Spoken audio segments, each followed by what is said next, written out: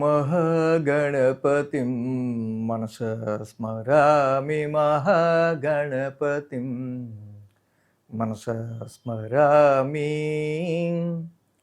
TR creations family అందరికీ నా హృదయపూర్వక ధన్యవాదాలు. సో అలాగే మెయిన్గా మేషరాశి ఫ్యామిలీ అందరికీ కూడా ప్రత్యేకించి వెల్కమ్. మేషరాశి వారికి సంబంధించి మనం చూస్తే కనుక సో ఇక్కడ ఏలినాడు శని ఈ రాశి వాళ్ళకి నడుస్తూ ఉంది. మేజర్గా 2025 నుంచి స్టార్ట్ అవటం.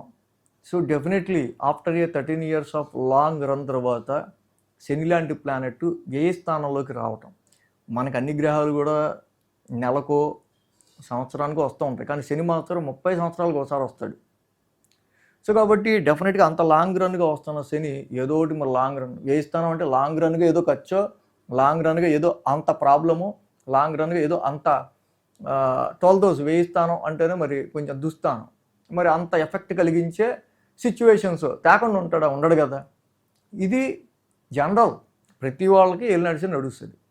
కానీ ఇక్కడ తీసుకునే డెసిషన్స్ చాలామందికి వాళ్ళు తీసుకునే డెసిషన్స్ బట్టి ఏలినాడు శని ఇక్కడ డిపెండ్ అయ్యి ఉంటుంది. జాబ్లో ఎక్కువ స్ట్రెస్ ఉంటుంది, స్ట్రెయిన్ ఉంటుంది.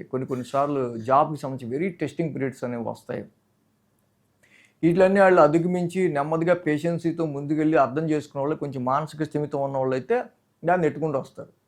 సో రాశి నుంచే కదా మనకి ఏలినాడు శని స్టార్ట్ అయ్యేది. ఆ మానసిక స్థిమితం సరిగ్గా లేని వాళ్ళు ఏం చేస్తారంటే ఎవడ పడతాడు రా ఎంత స్ట్రెస్, వీడిచ్చే జాబ్ పెద్ద ఇంకోటి ఎవడ అన్నట్టు అని చెప్పి వెంటనే రిజైన్ చేసి వెళ్ళిపోతారు. ఆడికి ఇంకో జాబ్ ఉండదు. సో ఆ టైంలో దొరకాలన్నా కష్టం.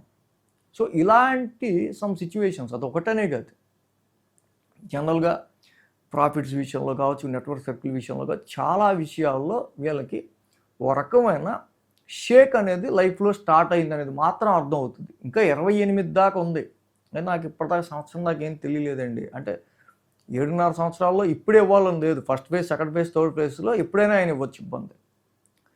బట్ ఇలాంటి టైంలో శని 2025 నుంచి ఆయన వ్యయ స్థానంలో నడుస్తున్న టైంలో ఎవరైనా తెలుసో తెలియకో ఇలా నెగిటివ్గా డెసిషన్స్ తీసుకుని ఉండొచ్చు. బట్ ఇప్పుడు ఫార్చునేట్లీ గురుడు ఉచ్చ స్థితిలోకి వచ్చారు. గురుడు ఉచ్చ స్థితిలోకి రావటం కర్కాటక రాశిలోకి, చతుర్థ స్థానంలోకి. సో ఇక్కడ చతుర్థ స్థానాన్ని న్యూట్రల్గానే యోగిస్తాడు ఆయన.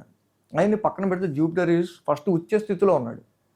ఉచ్చ స్థితిలో ఉన్న ఈ గురుడు ఎప్పుడైతే మీనరాశి వ్యయ స్థానాన్ని చూస్తున్నాడో, అంటే ఒక పవర్ఫుల్ నెగిటివ్ హౌస్ని, నెగిటివ్ హౌస్లో ఉన్న శని లాంటి ఒక నెగిటివ్ ప్లానెట్ని గురుడు చూడటం వల్ల డెఫినెట్గా శని ఇచ్చే ఇలాంటి సమ్ నెగిటివ్ ఎఫెక్ట్స్ని గురుడు తన ఇంటెలిజెన్స్తో, విచక్షణతో, ఆప్టిమిజంతో, ఆశావాదంతో ఎప్పటికైనా మంచి జరుగుద్ది అబ్బాయి నువ్వు ఆగరా, కంగారు పడకరా అని ఆపుతూ మిమ్మల్ని ప్రొటెక్ట్ చేయడానికి చాలా బాగా ట్రై చేస్తాడు. సో చాలా వరకు డొమెస్టికల్గా గృహ పరిస్థితులకి సంబంధించి, ఫిక్స్డ్ అసెట్స్కి సంబంధించిన విషయాల్లో చాలా చేంజెస్ అనేవి మీకు వస్తాయి. కొన్ని ఖర్చులు, చేంజెస్, స్థిరత్వానికి సంబంధించిన విషయాల్లో సో మచ్ ఆఫ్ స్ట్రెస్ని అయితే మీరు ఫేస్ చేయాల్సి వస్తుంది. ఉచ్చ స్థితిలో ఉన్నాడు కాబట్టి అది మీరు చాలా ఈజీగా తీసుకుంటారు. బట్ ఎప్పుడైతే గురుడు శని రెండు లాంగ్ అండ్ లార్జ్ టర్మ్ ప్లానెట్సే, అంత లార్జ్ ప్లానెట్స్ ఒకే హౌస్ని, వ్యయ స్థానాన్ని ఫోకస్ చేస్తున్నాయి కాబట్టి increasement of your 12th house deeds అంటే ఖర్చులు పెరిగే ఆస్కారాలు మేషరాశి వాళ్ళకి ఎక్కువగా కనిపిస్తూ ఉన్నాయి. అయితే శుభగ్రహం యొక్క ఆస్పెక్ట్ శుభమూలక వ్యయాన్ని చేస్తుంది. పైగా ఆ వ్యయ స్థానం ఎవరిది? గురుడి సొంత ఇల్లు. ఏమయ్యా నా సొంత ఇల్లు అది మీనరాశి, వ్యయ స్థానంలోకి వచ్చావు, జాబ్ని ఇబ్బంది పెడుతున్నావు, ప్రొఫెషన్ ఇబ్బంది పెడుతున్నావు, ప్రాఫిట్స్ని ఇబ్బంది పెడుతున్నావు, రికగ్నైజేషన్ ఇంత కష్టపడ్డా రెక్కల మొక్కలు చేసుకుని గుర్తింపు రాకుండా ఏంది నువ్వు ఈ 12th హౌస్లో? 12th హౌస్ లార్డ్ గురుడు ఆయన రాశిని ఆయన ఆస్పెక్ట్ చేయటం వల్ల అక్కడ 12th హౌస్కి నెగిటివ్గా వేస్టేజ్గా ఖర్చులు కానీ, వేస్టేజ్గా వ్యయాలు కానీ, వేస్టేజ్ థాట్స్ కానీ, వేస్ట్ తిరుగుళ్ళు కానీ ఇలాంటివి లేకుండా నీకు ఫారెన్ వర్కౌట్ అవుద్ది చెప్పేస్తాడు. ఈ ఖర్చు నీకు వేస్ట్, ఇది పెట్టడం నీకు దీనివల్ల ఉపయోగం ఉండదు, మీ ఇంటెలిజెన్స్ చెప్పేస్తుంది. ఇలా అనేకమైన నెగిటివ్ ఎఫెక్ట్స్ నుంచి మేషరాశి వాళ్ళు ఈ ఏలినాడు శని టైంలో గురువు గారి తమ సొంత ఇంటిని చూసుకోవటం వల్ల ప్రతిదీ ఎమోషనేటివ్గా జరుగుతుంది, ప్రతిదానికి ఎమోషనేటివ్ ఫీల్ అవుతారు. కానీ ఆఖరికి మాత్రం ఏలినాటి శని వల్ల జరుగుతున్న డ్యామేజ్ ఎక్కువ కాకుండా మిమ్మల్ని ప్రొటెక్ట్ చేయడానికి ఏలినాటి శని టైంలో గురుడు మీకు చాలా వెన్నుదన్నుగా ప్రొటెక్షన్ ఇస్తారు. ఏలినాడ్సన్లో గురుడే ఒక మీకు మంచి ప్రొటెక్షన్గా ఈ టైంలో మారుతారు. సో ఈ విధంగా తప్పకుండా మేష రాశి వాళ్ళకి సంబంధించి మేజర్గా ఈ June, July, August, September, October మొత్తంగా 5 నెలలు గురుడు ఉచ్చ స్థితిలో ఉంటారు. ఉచ్చ స్థితిలో ఉన్న గురుడు 8th హౌస్ నుంచి వస్తారు, అలాగే 12th హౌస్ నుంచి వస్తారు.